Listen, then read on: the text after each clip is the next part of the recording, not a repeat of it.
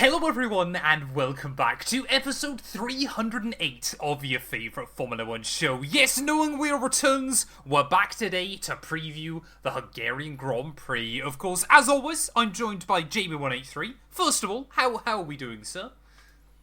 Doing well, yes. Different time of day to usual.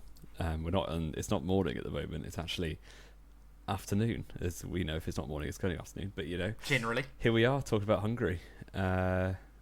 Yeah, it's been not a particularly busy week in F1 world, but everyone just seems really upset by the regs at the moment. But apart from that, you know, good times. Living your life as best as you can do. I mean, I was going to say this. Do you remember when we first started doing the show? It felt like most of the episodes we did was in the evening. Yeah, it was always night, wasn't it? Yeah. And I'd have just cycled home on a rainy Manchester evening. But look at us now. Yeah, no, look at us now. Recording at 1 p.m. We must get this elephant out of the room as well. We are recording this at 1 p.m. on Wednesday. So if some news has come out, obviously, Jamie said it's been a quiet week in F1. The problem was we did obviously the Belgium post-show Monday morning. So there's only really been 2 days for much to come out anyway. And, well, really, I mean, there are a few bits and pieces to talk about. I'm sure, obviously, we've got enough to go through as we head to the Hungaroring this weekend. But, obviously, yeah, when it gets announced later on this week that Verstappen's retiring from Formula 1, there's been 14 driver moves and everything else, then, yeah, we apologise, and maybe an emergency show will be due at the weekend or something like that. We don't know. But we have got a few bits to talk about, haven't we, Jamie, as we head to the Hungaroring. As you said, first of all, nail on the head, everybody's a bit... depressed is the wrong word, but I think just uninspired at the moment with Formula 1 and these regs, aren't they? I think we're all willing on the summer break. A little bit, and just something to do with the reg changes, obviously, that are coming next year, moving to the 52-48 to begin with. And just as time goes on, I think the teams will understand their engines better, so that will help. But having to... I mean, we said it pre-Silverstone, didn't we? 2 back-to-back energy-starved circuits was never going to be a good look. No. And you've basically had exactly that. And all of the drivers and the, obviously, pundits, journalists, teams are basically saying the defining factor at the moment between someone being on pole or being fifth is how good their AI is in the car's computer. Yeah, it's not a good look. Did you see the onboard? There was a little clip of GP and Max Verstappen in the race. Basically, it was like towards the end of the race, and they were still trying out lifting at different parts of the lap to work out where the most efficient use of energy was. And I'm just like, this just isn't F1, is it? Like, I don't know. It's too like... It's too like calculated. That's what I mean. I mean, you said last week we should get rid of data. Maybe we should.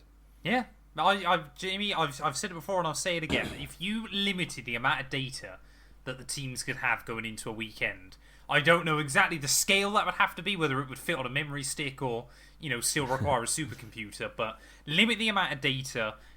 Maybe you then like limit the amount of computing power that you can have behind the scenes for like the AI and things like this. I mean, this is the problem generally at the moment, isn't it? And not just in Formula 1. I mean, we could do, here we go, knowing technology as well. AI is just ruining the world generally at the moment, isn't it still? People go on about, we're getting another Matt 2 and 2 rant in, nice and early on this week's show, but AI was hailed, even just 18 months ago, was going to be like an absolute game changer. It was going to remove kind of menial work and things like that. And everybody was going to be able to do bigger, better things. It's helpful in very small use cases, but it's been so massively overblown so quickly that now companies are realising that AI actually costs more to run than hiring a real human. That's not ideal when, you know, a human can do a lot of things that AI can do, but AI also can't do it efficiently. Yes, there's a lot of things it can do really well, and probably, you know, running millions upon millions of simulation for how to manage battery in a Formula 1 car is one of those things.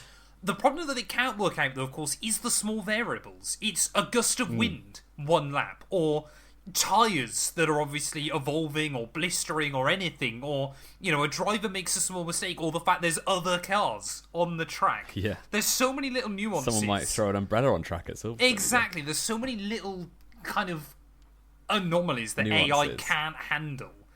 But it's not very reactive, is it? Because everything new needs to be coded into it, which takes a lot of time. It's learning. It's not kind of, and it doesn't. The problem is, of course, obviously, what's good about humans is we are conscious.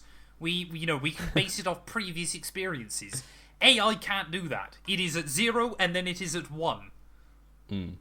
Yeah, and I remember Nico Rosberg used to talk a lot about finding the best path down a straight based on how bumpy the circuit was and stuff like this. And that kind of nuanced attention to detail, I'm sure AI could do, but given that they're just using all of the energy on establishing where they should use the power, there's probably not the capacity within the technology of the team to work out things like that, or how late you should brake for the pit entry that Mark Webber used to be really good at. Stuff like those little details, which I think F1 should be about the drivers making the difference. And obviously it's always been about the cars. The cars are so important to the sport. It is a team sport. But you do get cases where obviously the drivers can make a massive difference. You look at the difference between the 2 Red Bull drivers last year in points and in championship position. I just think the current regs are hamstringing the drivers far too much, because all of the lap time gain is won and lost on straight lines, which the engine is doing. Me and you, Matt, could drive down the Kemmel Straight and get the same lap time as George Russell. There is no skill involved in holding the accelerator. To be fair, you could probably always argue that for Sector 1. You could, but then in previous years, Sector 1, there was no discrepancy, unless you had the Ferrari Juju engine from 2019. But then the discrepancy would come in the corners, because the drivers can make a difference there. Whereas now, the corners have been ruined because they're charging sections. Yeah. So pushing that little bit more in a corner is actually costing you time, because you run out of energy on a straight, and it's just stupid. And we've said this all year. We spoke about this a couple of weeks ago, didn't we? Because a stat came out, didn't it, that I think it was just either before or after Silverstone, every single team, with the exception of Alpine, your average grid position this year was literally Noah's Ark. This is the thing, it's kind of ruined qualifying, hasn't it, as well? Because we spoke about this last year. We said this was going to be the case anyway, without knowing about the battery management.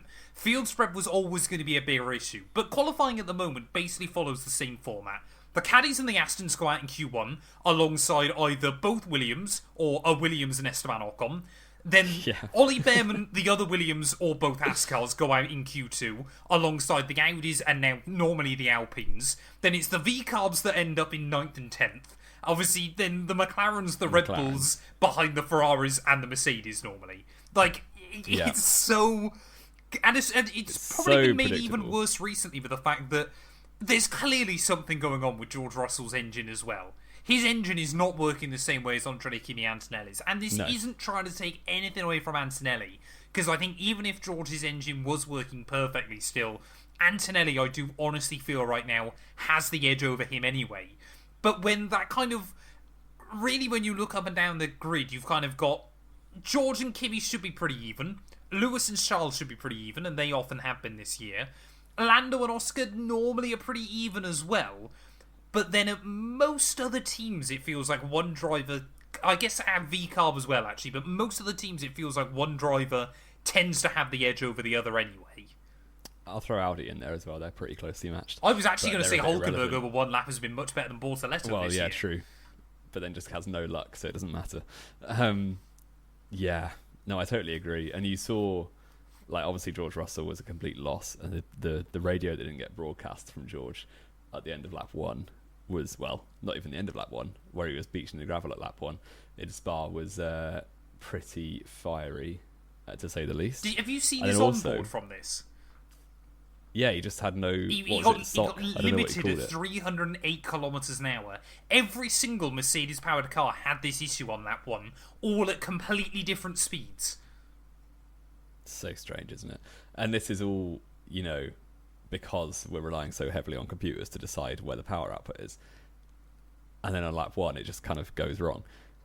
Oscar Piastri said, sorry. Yeah, carry on. Yeah, Oscar Piastri, after qualifying in Belgium, basically said it sucks when AI is deciding the grid for you. Yeah. Because, that's basically the situation we've got ourselves into. Could we implement a rule where the battery has to be manually deployed? like where you have options that you have to change A around. bit like it was before, wasn't it? What F1 game was it? Where you had F1 the 5 battery 2018 modes? had like 5 different battery management options that you had to change Yeah. between. I mean, I don't mind it. I don't mind it at all. Yeah. Because you remember when Renault basically admitted that they've been cheating for the last 10 With years? the brake bias, having wasn't it? Yeah. The brake bias that auto changed being a driver aid. Basically, the engine deployment is an automatic driver aid that the driver has nothing to do with. And, 5-6 years ago we used to ban this kind of thing, but now it's deciding who wins, effectively. I mean, And you saw that yeah. Max Verstappen basically dropped like an incredible lap in Belgium with the help of a massive tow from his teammate on the qualifying, and it was like so hyped that he might be on pole. And then Antelli just comes back in the Mercedes power unit that's actually working properly and drops 3.5 tenths on him, and it's like, oh. And I guess that can happen in any era, but Yeah, I guess it's the horrible thing as well, because on the other side of this, I don't want to take away from the fact Mercedes have clearly done the best job with their car so far this year. Like, this isn't a kind of hating on Mercedes, and they needed this after the Grand Effect era, just complete disaster. They knew full well they had to come back and prove that, obviously, they've had every single pole position this year, 10 poles in a row. Have all gone. Who else is like? No one's out qualified them. I thought Leclerc had nabbed one somewhere. No, Leclerc. I mean, Hungary this weekend. Maybe Ferrari can try and do something special. But Mercedes have had every single pole position this year, and it doesn't look like that's going to change anytime soon. No, it doesn't. But alas, there we go. We'll stop ranting now, and we'll for this episode that Mohammed bin Sulayem will bring back the V10s. Well, V8s. V8s are coming back, V8s, apparently. yeah. Biofuel V8s. Yeah, Just as I've inject said it. for years. Inject Jamie, I it, think and I'm sure- I think we've got to look at Yeah, the go on. object that I might actually be the perfect person to run Formula One. Maybe you I'm should. so ahead of the curve with things. Maybe you should, and it would give the podcast a lot more intrigue if we had the FIA president as one of the co-hosts. That would be an incredible. Yeah, I don't want Mohammed bin Sulayem. imagine the but if you make it- comments. that would be quite something. Maybe let us actually know I in the should run comments. for FIA president next Would you time. sign a petition for Matt to be FIA president? Yeah, let us know in the comments. Maybe this is what Knowing Wheels' legacy is going to be, is my rise to the top of the F1 world. I'll bring We you will along, see, Jamie. we'll I'll bring see. you to some Grand Prix as Yeah, a I can- special I can guest make of the the tea. FIA. You'll be dining with the Middle Eastern royals before you know it. It'll be glorious. Yeah, fantastic. We're going to go with the real FIFA route with this, by the way. Yeah. Matt can be there celebrating with Mercedes at the end of the year when they win the title. Fantastic. Jamie, far more importantly than anything Yes. else, though, this weekend, the Aston Martin B-Spec car is meant to be on the way. Question: Yes. How far off Cadillac is this new B-Spec car gonna still be? You know what, for Aston Martin's sake, and it's hard to feel sorry for Lance Stroll and Fernando Alonso because they're still F1 drivers at the end of the day. But They're also not characters they I want to be want. competing. Not particularly. I like Alonso when he's doing well, but it's a shame to see them so awful at the back of the grid. I was just looking at some lap times because Aston Martin have claimed they're going to half the deficit to the front. Yep. And currently the deficit is about 4 seconds on most. Yeah, it depends on the length of track you go to. 3-4 seconds. But 3 or 4 seconds. So if they genuinely half that to 2 seconds off the front, that should vault them ahead of the Cadillacs, really. So which is basically obviously exactly not- to where they were at the start of the year. Yes, and maybe battling Esteban Ocon for getting out of Q1. Wow. So it's a shame because obviously when Newey was announced at Aston Martin, everyone was like, "Oh my word, Alonso's going to win the next 17 World Championships." But it's not going to happen. It has would be always nice. made me chuckle, the amount of bait Spanish media in air quote accounts that were giving out like ridiculous figures last year about Aston Martin with no data whatsoever. I'm happy to see this downfall for those accounts more than anything else. It's also the case that we've said for a long time when teams are effectively customer teams with the engine manufacturing somewhere completely different. It's hard because time zones. Like, can you imagine Aston Martin obviously it's at Silverstone, isn't it? that factory and then your Honda factory over the other side of the world in Japan trying to work together when you're not really crossing over in office hours. I was going to say, in a 9-hour workday, you are probably in office together for about 30 minutes. Depends if your lunch break's part of your 9 hours or not, I suppose. Well, yeah, although in Japan it's definitely more than a 9-hour workday. But also yes, and we saw this with Red Bull Honda to an extent, and McLaren Honda to even greater extent. It just doesn't encourage collaboration and teamwork, and this is why I think like the factory teams always do better, because Mercedes obviously have their engines on the same sites. Red Bull do the same now. Ferrari obviously. Well, Mercedes are still over 2 sites. Close enough. Yeah, but they're Brackley and Brixton, aren't they? I don't know. Not Brixton, Jamie.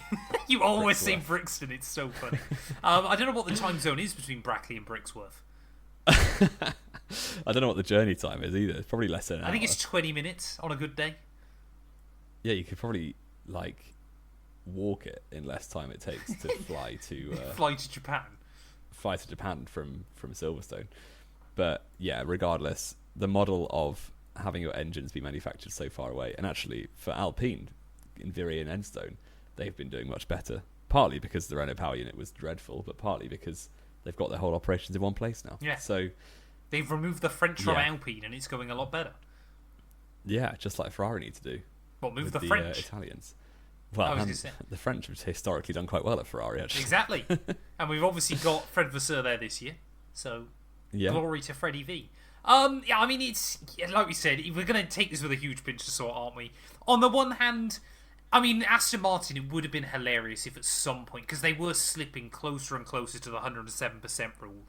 And of course, obviously, that was because most teams have been bringing upgrades each and every weekend. Cadillac, actually, to their credit, I think it's gone a little bit under the radar this year. Considering it's their first year in Formula 1, how well they've done at kind of sticking near the rest of the grid, because obviously the development, the upgrades have been coming in thick and fast. Cadillac have actually brought some of the most upgrades this year and have kind of been able to stay near. I was looking at a few of the quali times in Q1 especially. They're only ever like a few tenths off the slowest midfield car. Yeah, they are respectable. Yeah, definitely. And they could, I don't know if they have officially outqualified anyone. I don't believe they have. This year. But they've not been far off quite a few times. No, exactly. They actually should have a point if Perez could park his car correctly. Well, exactly, and you think that's probably absolutely carried Aston Martin this year. Because unless you get a crazy race somewhere again, which is not at the realms of possibility, but also fairly unlikely and, of course, made even more difficult by the field spread, it's likely that Aston Martin, that 1 point at Monaco, will be the difference maker come the end of the season. Well, unless their upgrade's actually half the deficit to the front and they're flying. Even then, though, they're not going to be instantly fighting at the front. No, not at the front, but they could. If it all goes as swimmingly as it could, they could well be in the conversation with your Williams and your Audis. Yeah, but they're not scoring many points. No, but they're scoring more than 1 point in the whole season, aren't they? Enough. So, fair. Well, Hulkenberg's not. Well, Hulkenberg hasn't yet, but it'll come. Hungary. Imagine if we end up in a hilarious scenario where Stroll, Perez, and Bottas score, but Hulkenberg somehow doesn't all year. Way. If Hulk genuinely doesn't score a point all year, then he probably should be looking over his shoulder, to be honest. I think it's an awkward one for Hulkenberg, isn't it? Because he's not done badly this year, but it's pretty much the whole thing of anything that can go wrong has, at some point or another, for Hulkenberg. The Spanish Grand Prix DNF in Barcelona was the most abhorrent thing I've ever seen. Everything in the world, that's the worst thing you've ever seen. Yeah, possibly. Okay. Right up there. Okay. Yeah, because the fact a bit of gravel went through his car and hit the kill switch is mental. Yeah, quite funny, but yeah. It is quite funny, and it could only happen to Hulkenberg, but there we go. Yeah, I mean, yeah. Let's go back to this Aston Martin then. Like we say, I wouldn't quite call it make or break. I think, again, this project's going to take... It is for this year. It is for this year, absolutely. If it doesn't work out this year, then all their focus will be on next year, understandably. Apparently, though, it could, in theory, cause a little bit of a reshuffle towards the back of the pack. Rumour on the street is that Alonso could replace Colapinto at Alpine, Colapinto could replace Sainz back at Williams, and Sainz, for some reason, could then take the gamble over at Aston Martin. What do we think about this? I think the catalyst for this is probably...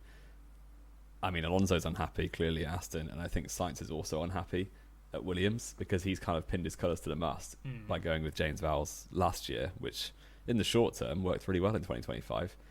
But so far in 26, that team has gone backwards. And like we always say at Williams, they are not ever going to be a front-running team again, to be honest. Try telling that to the F1 26 game. Are they front-running on F1 2026? Williams, they keep winning races in my series. It's getting annoying. Wow. You should sign for Williams. Yeah, I should. But yeah, it clearly hasn't worked out yet for Sainz. He's operating way better than Alex Albon at the moment. And just because of field spread and, as we said, car performance, he can get a P15 to show for it. And it's just a bit depressing for a race winner who was kind of turfed out Ferrari only because Lewis Hamilton became available. So you do feel a bit for Sainz, but I'm not sure Aston Martin's the answer. The only reason I can see this for him is A, he'll be undisputed number one. B, he'll get paid a ton of money. And to his credit as well, though, Sainz has had a very reliable track record, unlike Fernando Alonso, of actually being able to develop cars, improve teams, and bring teams forward. It's true, and Aston Martin's one of the very few teams that Carlos Sainz hasn't driven for yet. Yeah, he's collected them all like Pokemon, isn't he? He really is. And he does tend to follow Fernando around. He does. Well, with that Spanish connection, they go back a long way. Yeah.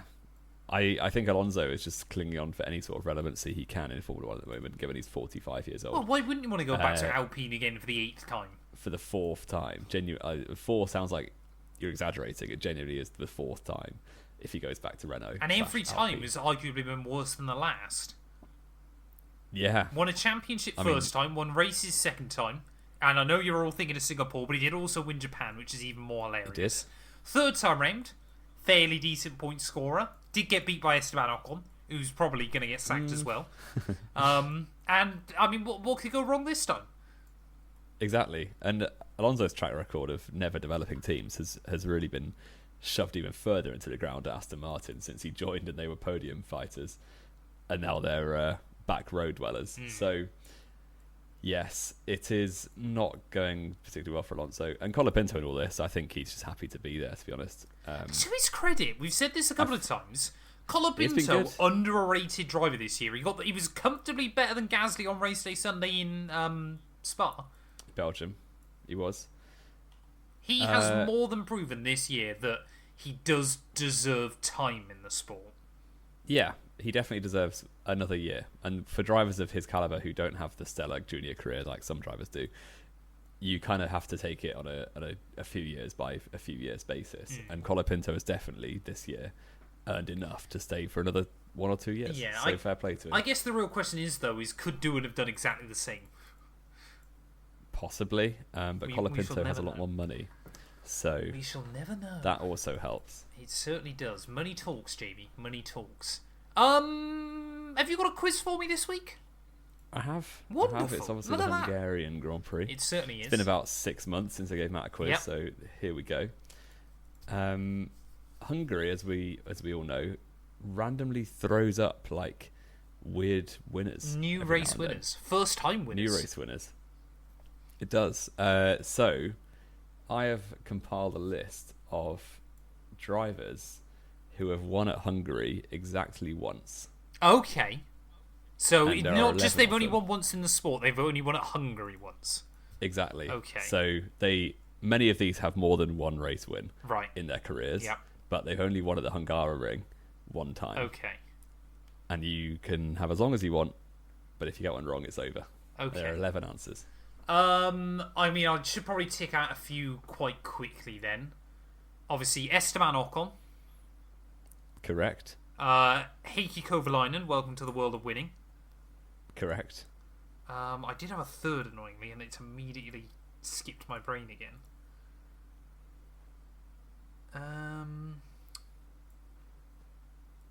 Try to remember. I really don't want to say something stupid far too early in this episode. But I'm trying to think whether each of the... because I know Lando won it in 24, but I'm trying to remember if Piastri won it last year. And obviously, therefore, they both have one win here. Because Piastri was on a bit of a tear towards the summer break. I remember very little from last year's race, to be honest. It's the race where I 2024 basically gave up on completely overshadowed 25's race, didn't it? Because it is the problem. I basically gave up on thinking that Max would win the title last year at Hungary because he finished 8th. I'm trying to think if there's any other obvious ones. Because obviously Hamilton absolutely dominated this race for so many years. So you could think of whether like a Rosberg only won it once or whether he even won it at all. Oh, Daniel Ricciardo. He only won it once, I believe. Yeah. Because Mercedes didn't win it in 14 or 15, bizarrely. They didn't. So Seb Vettel won it in 15, but I feel like he would have won it somewhere earlier as well. I know obviously JB won his first race here back in 06, but I feel like he did win it again in like 2011 or something. Obviously Hamilton's won it loads. You're currently on 3 out of 11. Yeah, I'm going to have to start guessing some of these, aren't I? I'm trying to think about, obviously, Damon Hill almost won it in 97. Which would have been one of the biggest upsets of all time. I'm trying to think of any other safe ones that I know only won it once. And my mind is really drawing blank. I'm going to have to start taking some gambles. Now, I'm going to say Lando Norris. Correct. Okay. His only win was actually last year. Oh, he won it last year. Wait, who won it in 24 then? Did Piastri win it in 24? He did. Oh, okay. Yeah, of course it was his first win, wasn't it? Yeah, I forgot. I thought... Because I've got the last 2 years muddled up, yeah. So, Lando and Oscar. I'm trying to remember any... You're on 5 out of 11. One more to get halfway. Yeah. I'm going to say Fernando Alonso. Correct. Okay.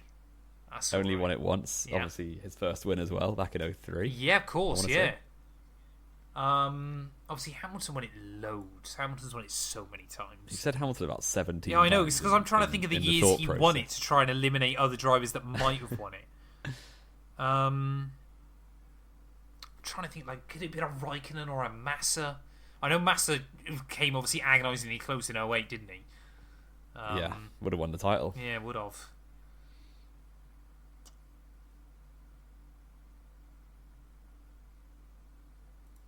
Did he ever win it, though? I can't imagine he would have. Who? Massa, I'm trying to think. Maybe... Did Raikkonen ever win it? I should have put you on the clock here. Yeah, you really should have. I'm just going to start throwing guesses out there. Raikkonen? Correct. Yeah, okay. 4 more. Mark Webber? Correct. I think he won it in 2010, didn't he? 2010, yeah. Vettel got a drive-through penalty for safety car. Yeah. Did Vettel only win it once? No, that's more a shame. than once. That was not bad, though. I was impressed. So well done. Thank you. Well done. Maybe we should actually let you do quizzes more often.